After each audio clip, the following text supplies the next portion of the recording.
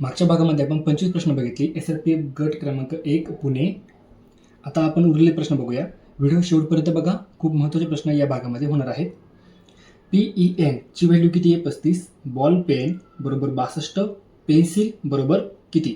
तुम्हाला माहिती आहे P ची व्हॅल्यू किती आहे? बघा NOP 16. E किती आहे?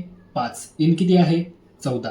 16 आणि 14 30 आणि 5 35. म्हणजे इथे 35 काय आहे? या 3 अक्षरांची बेरीज आहे. मग आता पेन्सिल काय येईल बघा. तुम्हाला पेन माहिती आहे 35. मग इथे पेन्सिलमधला पेन किती झाले? 35. C 3. I 9. L 12. करा यांची बेरीज. बघा 35 3 38. 38 आणि 9 47 आणि 12 59. मग पेन्सिल काय येईल तर 59. पुढचा प्रश्न बघा. गटातनं बसणारा शब्द ओळखा. HG, CU, FE आणि MG. HG म्हणजे काय? पारा. आता इथे याचं उत्तर काय आहे? HG आहे. HG काय आहे? कारण HG हा एक द्रव धातू आहे आणि बाकी सगळे कोणते धातू आहेत? स्थायू धातू आहेत. म्हणून इथे गटातनं बसणारा कोणता शब्द आहे? HG म्हणजे पारा. पुढचा प्रश्न बघा. एका पुरुषाच्या फोटोकडे बोट दाखवत एक स्त्री म्हणाली, त्याची पत्नी माझ्या वडिलांची एकुलती एक मुलगी आहे. त्याची पत्नी बघा, तो माणूस, त्याची पत्नी, माणूस म्हणजे माणूस आहे म्हणून प्लस लिहू आणि त्याची बायको वजा लिहू. बघा त्याची पत्नी ही माझ्या वडिलांची एकुलती एक मुलगी आहे. माझ्या वडिलांची एकुलती एक मुलगी, ही ती मुलगी माझ्या वडिलांची.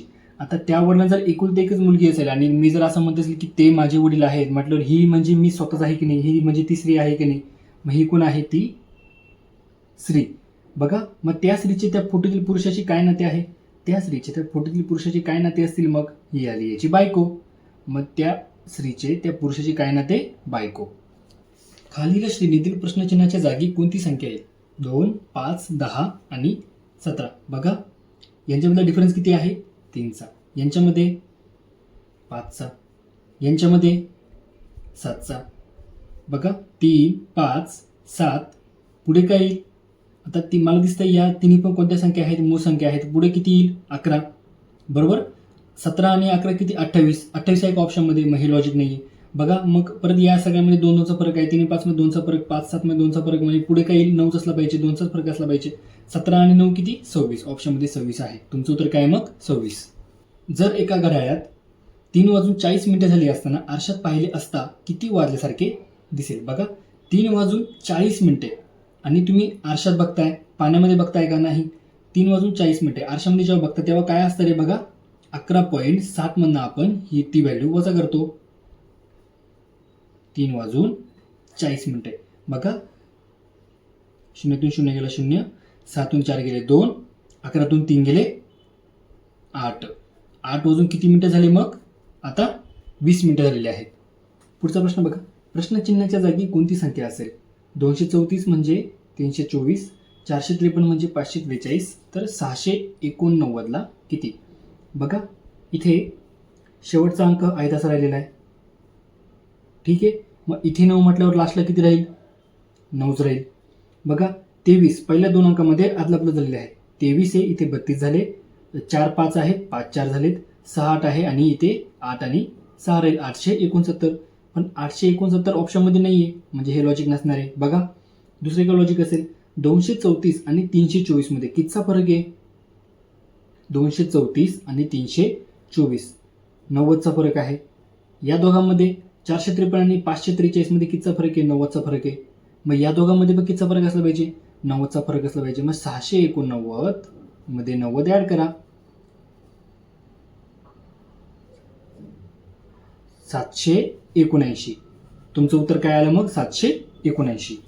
पुढचा प्रश्न बघा. जर करणीमध्ये y बरोबर 5, करणीत i बरोबर 3, करणीत x बरोबर 4, तर x बरोबर किती? बघा मला सांगा ABCD मध्ये y किती नंबरला असतो? 25 नंबरला. म्हणजे तुम्ही करणीमध्ये y ची व्हॅल्यू टाकली 25 आली. बघा y ची व्हॅल्यू काय टाकली? 25 आली. त्याचं उत्तर किती निघेल? करणीमध्ये 25. 25चं वर्गमूळ किती? 5. i किती नंबरला असतो? अल्फाबेटिकल ऑर्डरमध्ये 9 नंबरला असतो. मग करणीमध्ये 9 बरोबर किती येईल? 9चं वर्गमूळ किती? 3. मला सांगा करणीमध्ये अशी कोणती संख्या येईल की ज्याचं वर्गमूळ 4 येतं?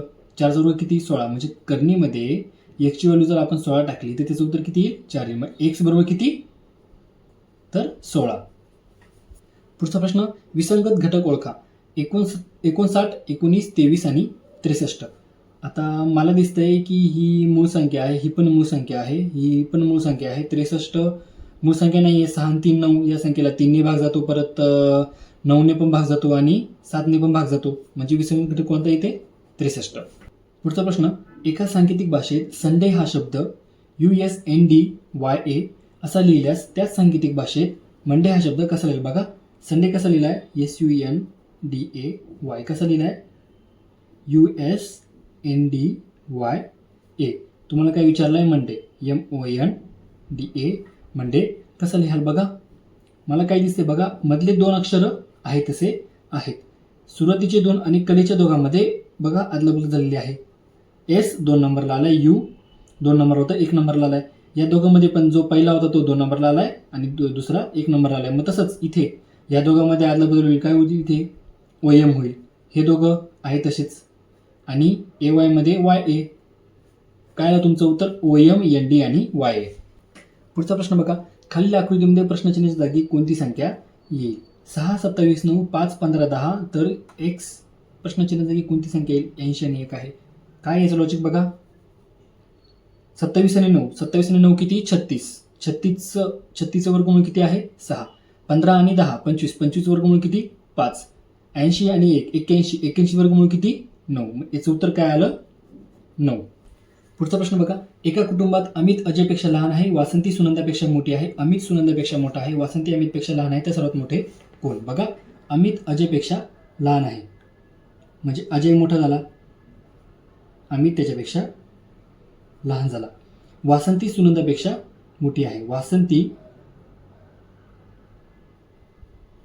सुनंदापेक्षा मोठी आहे. जो मोठी आपण ते वर लिहितोय. अमित सुनंदापेक्षा मोठा आहे, अमित सुनंदापेक्षा मोठा आहे. ठीक आहे. वासंती अमितपेक्षा लहान आहे, वासंती अमितपेक्षा लहान आहे, पण अमित हा सुनंदापेक्षा मोठा आहे म्हणजे या दोघी याच्या खाली येतील का नाही? बरं, तर सर्वात मोठे कोण आहे? सर्वात मोठं कोण आहे? मग तुमचा अजय. पूर्वेकडे तोंड करून उभा राहिलेला एक माणूस घड्याळाच्या काट्याच्या दिशेने 45 डिग्री कोनात पूर्वेकडे तोंड करून उभा आहे. म्हणजे बघा, तो या दिशेला तोंड करून उभा आहे. आता एक माणूस घड्याळाच्या काट्याच्या दिशेने 45 डिग्रीमध्ये फिरतोय, 45 डिग्रीमध्ये फिरतोय. या दिशेला तोंड करून उभा आहे आणि तो 45 डिग्रीमध्ये फिरतोय घड्याळाच्या काट्याच्या दिशेने, म्हणजे या दिशेने 45 डिग्रीमध्ये फिरला. नंतर 270 डिग्री घड्याळाच्या काट्याच्या उलट्या दिशेने, 270 डिग्री. बरं, ठीक आहे. बघा, परत उलट्या दिशेने फिरायचं आपल्याला. इथून हे झाले 45 डिग्री, परत 45 डिग्री. किती झाले? 45 आणि 45, इथे झाले 90, इथे झाले 135, इथे झाले 180. ठीक आहे. इथे झाले आता 215. आता इथे किती झाले? 270 डिग्री. 270 डिग्री अँगल इथे झाले. बघा, मग तो त्याचे तोंड आता कोणत्या दिशेस आहे? बघा, इथे उत्तर, दक्षिण म्हटल्यावर इथे आग्नेय, इथे नैऋत्य. मग तो आता कोणत्या दिशेस आहे? त्याची तोंड कोणत्या दिशेस आहे? तर नैऋत्य दिशेस आहे. पुढचा प्रश्न बघा, रिकाम्या जागी योग्य पर्याय निवडा. ZL XJ VH TF. तर पुढे काय? बघा, कोणती सिरीज आहे? झेड आणि एक्स मध्ये कितीचा फरक आहे? 2चा फरक आहे. या दोघांमध्ये कोणाचा कितीचा फरक आहे? 2चा फरक आहे. या दोघांमध्ये 2चा फरक आहे. मग या दोघांमध्ये कितीचा फरक असला पाहिजे? 2चा फरक असला पाहिजे. बघा, RST, RST. मग टी मधून 2 गेले, आर आला इथे. आता बघा, L आणि J HF यांच्यामध्ये काय फरक आहे? L आणि J मध्ये पण 2चा फरक आहे. J आणि H मध्ये पण 2चा फरक, H आणि F मध्ये पण 2चा फरक, F आणि पुढच्या मध्ये पण कितीचा फरक असेल? मग 2चा फरक असेल. काय इथे मग? R आणि D. मग रिकाम्या जागी कोणती व्हॅल्यू आली? R आणि D. गटात बसणारी संख्या ओळखायची आपल्याला. 28, 9, 65, 2 आणि पुढे काय? बघा, या सगळ्यांचं काहीतरी सारखं लॉजिक आहे. काय लॉजिक आहे? 28, 9, 65 आणि 2. बघा, हा 28 काय आहे? 3चा घन अधिक 1. 9 काय आहे? 2चा घन अधिक 1. 65 काय आहे? 4चा घन अधिक 1. 2 काय आहे? 1चा घन अधिक 1. म्हणजे पुढची येणारी संख्या ही पण कोणत्या तरी एका संख्येचा घन प्लस 1 असेल. 215 वजा 1 किती? 214. 214 कोणत्या संख्येचा घन आहे का? नाही. 81 वजा 1 बरे 82 वजा 1 81. 81 कोणत्या संख्येचा घन आहे का? नाही. वर्ग आहे, पण आपल्या घन संख्या शोधायची. 50 वजा 1 49. 49 कोणत्या संख्येचा घन आहे का? नाही. वर्ग आहे, 7चा वर्ग आहे. 126 वजा 1 125. 125 कोणत्या संख्येचा घन आहे? 5चा. बघा 5चा घन अधिक 1 126. म्हणजे इथे काय येईल? 126. पुढचा प्रश्न बघा. प्रश्नचिन्हाच्या जागी कोणती संख्या येईल? 68 130. पुढची संख्या 350. या दोघांमध्ये काहीतरी साम्य आहे, तेच या दोघांमध्ये साम्य असेल. बघा 68 आणि 130 काय लॉजिक असेल? 68 8चा वर्ग 125. 130च्या अगोदरची कोणती वर्ग संख्या? 12चा. 144 वजा 121 फार लांब होईल. 4चा घन. 4चा घन अधिक 4. 68 काय आहे? 4चा घन अधिक ज्याचा घन करतो ती संख्या त्याच्यामध्ये ऍड केली. 4चा घन किती? 64. 64 मध्ये 4 मिळवले. 130. 130 काय आहे? 5चा घन मध्ये 5च मिळवायचे झाले 130. 125 अधिक 5. आता 4 झाला 5 झाला 350. 7चा घन किती? 343. बघा 7चा घन किती आहे? 343. त्याच्यामध्ये 7 मिळवले 350 झाले. मग आता खाली कोणती अशी? बघा 216 तर 6चा वर्ग आहे. बघा 240. 6चा घन किती आहे?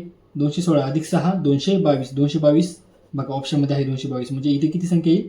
222. पुढचा प्रश्न बघा. 594 198 66 आणि x. काय लॉजिक आहे सगळ्यामध्ये? बघा 594 आणि 198 मध्ये काय लॉजिक आहे? 198चे 3 पट आहे. बघा 8 त्रिक 24. एकक स्थानचा अंक 4 आला. 6 त्रिक 18. एकक स्थानचा अंक 8 आला. मग किती गुणाकारात 3 बरोबर एकक स्थानचा अंक 6 येईल? 2 गुणाकारात. ऑप्शनमध्ये 2 कोणत्या संख्येचे एकक स्थानी आहे? बघा या संख्येचे एकक स्थानी. मग 100% ही संख्या इथं असली पाहिजे. 22ची तिप्पट बघा किती आहे? 66 आहे. मग एक्सची व्हॅल्यू किती? 22. पुढचा प्रश्न बघा. खालील आकृतीतील संपूर्ण चौरस किती? जेव्हा तुम्हाला चौरस किती असा प्रश्न असेल तेव्हा काय करायचं बघा. यांना क्रमांक द्यायचे 1 2 3 4 5. आडवे क्रमांक द्यायचे आणि उभे क्रमांक द्यायचे 1 2 3 4 5. आता काय करायचं? कडेच्या दोघांचा गुणाकार किती? 5 गुणाकारात 5.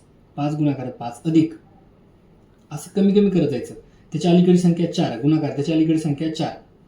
थोडक्यात 4चा वर्गच आहे. पुढे काय? 3 गुणाकारात 3 किती? 3चा वर्ग अधिक 2 गुणाकारात 2 2चा वर्ग अधिक 1 1 गुणाकारात 1 एकच 5 5 25. 4चा वर्ग 16. 3चा वर्ग 9. 2चा वर्ग 4 आणि 1. बघा 4 आणि 1 5. 25 आणि 5 हे झाले 30. 16 आणि 9 हे झाले 25. 30 आणि 25 किती झाले? 55. मग खालील आकृतीमध्ये एकूण चौरस किती? 55. आता तुम्हाला असं विचारलं असतं बघा तुम्हाला असं विचारलं असतं की या आकृतीमध्ये चौकोन किती किंवा आयत किती? ठीक आहे. मग काय आलं असं तुमचं उत्तर? या सगळ्या 1 2 3 4 5 5 बॉक्स आहे तिकडे. या सगळ्यांची ॲडिशन केली असती. 1 2 3 4 5 किती? 1 अधिक 2 अधिक 3 अधिक 4 अधिक 5 किती? 15. आणि इकडे पण किती होती ॲडिशन? इकडे पण 15 होती ॲडिशन. बघा 1 अधिक 2 अधिक 3 अधिक 4 अधिक 5 किती? 15. 15 गुणाकारात 15 225. मग या आकृतीमध्ये आयत किती किंवा चौकोन किती? 225. आणि चौरस म्हणजे समरस लांबी आणि रुंदी त्यांची सेमच पाहिजे असे किती आहेत? ते 55 आहेत. पुढचा प्रश्न.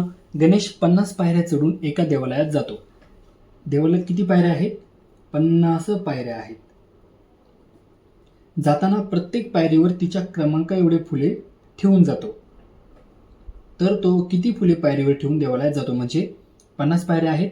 पहिल्या पायरीवर 1 फुल, दुसऱ्या पायरीवर दुसरे फुल, तिसऱ्या पायरीवर तिसरे फुल, असं करत करत करत 50व्या पायरीवर 50 फुले ठेवतो. तर त्यांनी किती फुले पायरीवर ठेवली? म्हणजे 1 ते 50 अंकांची तुम्हाला थोडक्यात बेरीज करायची. आता 1 ते 50 पर्यंतच्या नैसर्गिक संख्येचा बेरजेचा फॉर्म्युला तुम्ही इथं वापरा. काय आहे तो? 50 अधिक 50 गुणिले n into m plus 1 divide by 2. 50 गुणिले 50 अधिक 1 51 भागाकारात 2. 50चे निम्मे 25. 25 गुणाकारात 51. 25 1 25 हातच्याले 2. 25 5 125. 125 आणि 2 127. मग तो किती फुले पायरीवर ठेवून जातो? तर 1275 फुले पायरीवर ठेवून जातो. पुढचा प्रश्न. निखिल, अनिल आणि सुनील यांच्या 5 वर्षांपूर्वीच्या वयांची बेरीज वयांची सरासरी बेरीज 20 वर्ष होती, तर 5 वर्षानंतर त्यांची वयाची सरासरी बेरीज किती? बघा, हे झाले आज, हे पूर्वी, नंतर किती वर्षांपूर्वी म्हटले? 5 वर्षांपूर्वी, आणि नंतर 5 वर्षांनंतरचं पण त्यांनी तुम्हाला विचारले. बघा, आज 5 वर्षांपूर्वी त्यांची वयाची सरासरी बेरीज किती आहे? 20 वर्षापूर्वी, 20 वर्ष आहे. 5 वर्षांनंतरची तुम्हाला त्यांची सरासरी बेरीज काढायची. बघा, आता पूर्वीपासून आज 5 वर्षापूर्वीपासून 5 वर्षांनंतरपर्यंत किती वर्षाचा गॅप झाला आहे? 10 वर्षाचा. आणि तिघांच्या वयाची सरासरी किती आहे? 20 वर्ष आहे. म्हणजे तिघांचं वय 20-20-20 असं तुम्ही गृहीत धरू शकता. मग आता बघा, आज त्यांचं वय काय असेल? तिघांचे 5-5 वर्ष वाढतील, म्हणजे तिघांचं सरासरी वय किती वाढेल? 5च वर्ष वाढेल. आता परत आजच्या 5 वर्षानंतर, ठीक आहे, त्यांचं प्रत्येकाचे 5-5 वर्ष वाढतील. याचे 5, त्याचे 5, त्याचे 5, म्हणजे सरासरी पण तिघांची किती वय वाढले? 5च वर्ष वाढले. म्हणजे ॲक्च्युअलमध्ये तुम्हाला सरासरी वय जे दिलं असेल मागचं, आणि तुम्हाला त्याच्यानंतर किती वर्षानंतरचं वय विचारलं असेल, तुम्हाला त्या किती वर्षाचं गॅप आहे फक्त तेवढंच काढायचं आहे. ते झालं तुमचं सरासरी वय तेवढ्याने वाढलं. बघा, किती वर्षाचा गॅप झाला? आता 10 वर्षाचा गॅप झाला आहे. आधी सरासरी वय किती? 20 आहे. मग आता सरासरी वय किती असेल? 20 अधिक 10 किती? 30. मग 5 वर्षानंतर त्यांच्या वयाची सरासरी किती असेल? तर 30 असेल. रोहित सूर्यास्त पाहत होता, म्हणजे त्याचं तोंड पश्चिमेकडे होतं. तो 3 वेळा काटकोनातून उजवीकडे वळला. बघा, इथून एकदा वळला, दुसऱ्यांदा वळला, तिसऱ्यांदा वळला. त्याचं तोंड आता कुठे आहे? दक्षिणेकडे. तर त्याच्या उजव्या हाताकडील दिशा कोणती? बघा, त्याचं तोंड जेव्हा दक्षिणेकडे असेल तेव्हा त्याचा उजवा हात या साईडला असेल का नाही? ठीक आहे. जेव्हा आपण बघा, उत्तरेकडे तोंड असल्यावर उजवा हात पूर्वेकडे असेल ऑब्व्हियसली. आता पण तो उलट्या दिशेने बघत असेल, त्याचा उजवा हात कोणत्या दिशेला असेल? त्याच्या या साईडला. बघा, मग उजव्या हाताकडील दिशा कोणती आहे? ज्या दिशेला तो आधी बघत होता त्याच दिशेला. कोणती दिशा आहे ही? पश्चिम. मग त्याच्या उजव्या हाताकडील दिशा कोणती? पश्चिम दिशा. पुढचा प्रश्न, 42 मीटर लांबीची दोरी 6 ठिकाणी समान अंतरावर कापली तर प्रत्येक तुकड्याची लांबी किती? आता कोणतीही वस्तू, कोणती दोरी, कोणताही पट्टा असेल, काही एखादी गोष्ट असेल, तिची तुम्ही जेवढ्या वेळा कापली तिच्यापेक्षा एक तुकडा जास्तच तयार होतो. म्हणजे तुम्ही बघा, समजा ही पट्टी आहे, ही तुम्ही एकदा कापली, किती तुकडे तयार झाले? 2 तुकडे झाले. आता समजा ही पट्टी आहे, हिला मी 2दा कापल्यावर किती तुकडे तयार झाले? बघा, 1, 2 आणि 3 तुकडे. म्हणजे जेवढ्या वेळा कापतात त्याच्यापेक्षा एक जास्त तुकडे तयार होतात. बघा, मी 6 ठिकाणी कापलेत, मग किती तुकडे होतील? 7 तुकडे होतील. मग आता 7 तुकडे, प्रत्येक तुकडा किती लांबीचा असेल? 42 भागिले किती तुकडे झाले? 7 तुकडे झालेत. 42 भागिले 7, 7 सकम 42, म्हणजे प्रत्येक तुकडा किती लांबीचा असेल? तर 6 मीटर लांबीचा असेल. किती लांबीचा? 6 मीटर लांबीचा असेल. तर अशी 25 किलोमीटर प्रति आवर वेगाने धावणाऱ्या 600 मीटर लांबीच्या आकडीला एक खांब ओलांडण्यासाठी किती वेळ लागेल? तुम्हाला टाइम काढायचा आहे. ठीक आहे. टाइम बरोबर काय? Distance upon speed. डिस्टन्स किती आहे? 600 मीटर. डिवाइड बाय स्पीड किती आहे? 45. पण आता हे किलोमीटर प्रति आवर आहे, तुम्हाला उत्तर मीटर पर सेकंदमध्ये काढावं लागेल, कारण तुमचं एकक किती आहे? मीटरमध्ये आहे. बघा, 45चं कन्वर्जन, आता किलोमीटरचं कन्वर्जन मीटरमध्ये करायचं आहे. 5/18ने गुणवं लागेल तुम्हाला. किलोमीटर मोठे असारखे नाही, मीटर युनिट छोटा आहे किलोमीटरपेक्षा. मोठ्याचं कन्वर्जन छोट्यामध्ये करताना 5 वरती घ्यायचा, 18 खाली घ्यायचा. आता मीटरमधून किलोमीटरमध्ये, छोट्यातून मोठ्यामध्ये कन्वर्जन करता तेव्हा 18 वरती घ्यायचा, 5 खाली घ्यायचा. द्या भाग. मग हे 5/18 इकडे 5ला भाग करता वरती गेला 16ला काय होईल? गुणाकारात होतील. ठीक आहे. द्या भाग. 12×5 = 60 आणि हा 1 0 आहे तसा. 9 दुने 18, 9 5 45, 24 5 120, 24 गुणाकारात 2, 24 दुने 48, 48 काय आलं तुमचे? सेकंद. मग त्याला एक खांब ओलांडण्यासाठी किती वेळ लागेल? तर 48 सेकंद लागतील. पुढचा प्रश्न बघा. मागचा प्रश्न आपला हा राहिला होता. 5:34 तास काटा व मिनिट काटा यांच्यामध्ये किती अंशाचा कोन येईल? बघा, 5:34 झालेले आहेत. बघा, हे झाले घड्याळ. इथे 3, 4, 5, 6. ठीक आहे. 9, 8 आणि 5 वाजून 34 मिनटं झालेली आहेत बघा. म्हणजे काटा इथे कुठेतरी असेल आणि मिनिट काटा इथे कुठेतरी आणि तास काटा इथे कुठेतरी असला पाहिजे. बघा तुम्हाला माहिती आहे, बघा मिनिट काटा किती मिनिटं चाललाय, 34 मिनिट चाललाय. आता जेवढं मिनिट चालतो त्याचे निम्मे अंतर कोण पार करतं, तास काटा पार करतो. 34/2 किती, 17. 17 डिग्री कोण चालतं, तास काटा चालतो. मग बघा हा ॲक्च्युअलमध्ये इथून 5 पासून पुढे किती डिग्री चालत आलेला आहे, 17 डिग्री चालत आलेला आहे. मला सांगा दोन तास काट्यामध्ये किती डिग्रीचा कोण तयार होतो, 30 डिग्रीचा. 17 डिग्री जो चालत आलेला आहे. मग आता उरलेला तिथून बघा इथपर्यंत 17 डिग्री चालत आलेला आहे. आता इथून इथपर्यंत किती डिग्री त्याला चालायचं होतं रे. 30 मधून 17 गेले 13 डिग्री चालत होतो. कुठपर्यंत, 6 पर्यंत. बघा आता इथे 30 मिनिट पूर्ण झाले. बघा 6 तास काटा आहे, पण मिनिट किती पूर्ण होतात, इथे 30 मिनिटं पूर्ण होतात. 30 पासून 34 मिनिटापर्यंत तुम्हाला माहिती आहे प्रत्येक मिनिटामध्ये तास काटा किती डिग्री चालतो, प्रत्येक मिनिटामध्ये तास काटा 6 डिग्री चालतो. कशावरनं, जर 2 तास काटामध्ये 30 डिग्रीचं अंतर असेल आणि 2 तास काटामध्ये किती मिनिटं पूर्ण होतात, 5 मिनिटं पूर्ण होतात. बघा मग 5 मिनिटं, बघा 5 मिनिटामध्ये 30 डिग्री, तर एका मिनिटाला किती डिग्री फिरतो, चालतो तो तास काटा, 5 सक 30, एका मिनिटाला 6 डिग्री. तुम्हाला 30 डिग्रीपर्यंत आपण आलेलो आहोत, 13 डिग्री काढून झाले. आता इथून पुढं 30 मिनिटापासून 34 मिनिटापर्यंत 4 मिनिटे, एका मिनिटाला 6 डिग्री, 4 मिनिटाला 6 चोक 24, 13 मध्ये मग आपल्याला 24 डिग्री ॲड करायचे. 13 मध्ये 24 ॲड केली किती, 37 डिग्री. आणि हे पण जर तुम्हाला, आता हे मी समजून सांगतोय म्हणून कदाचित तुम्हाला हे तुमच्या डोक्यावरून गेलं असेल, पण जर हे समजलं नसेल, हे तुमचा सराव करून तुम्हाला लक्षात राहील. सरळ काय करायचं, theta is equal to 30h minus 11/2 m. Theta तुम्हाला अँगल काढायचा आहे. बघा 30 गुणाकारात किती आहे, तास किती आहे, 5 वजा 11/2 गुणाकारात m किती आहे, 34 मिनिटे. m म्हणजे मिनिट, भाग द्या किती झाली इथे, 17, 5 त्रिक 15 आणि हा 0 आणि तसं वजा 17 गुणिले 11, 17 गुणिले 11 म्हणजे 170 मध्ये परत 17 मिळवायचे, 187. आता 150 वजा 187 किती, वजा 37. वजा 37 म्हणजेच पण आपण घेताना पॉझिटिव्हच घ्यायचे, 37 डिग्री. काय आलं तुमचं उत्तर, 37 डिग्री.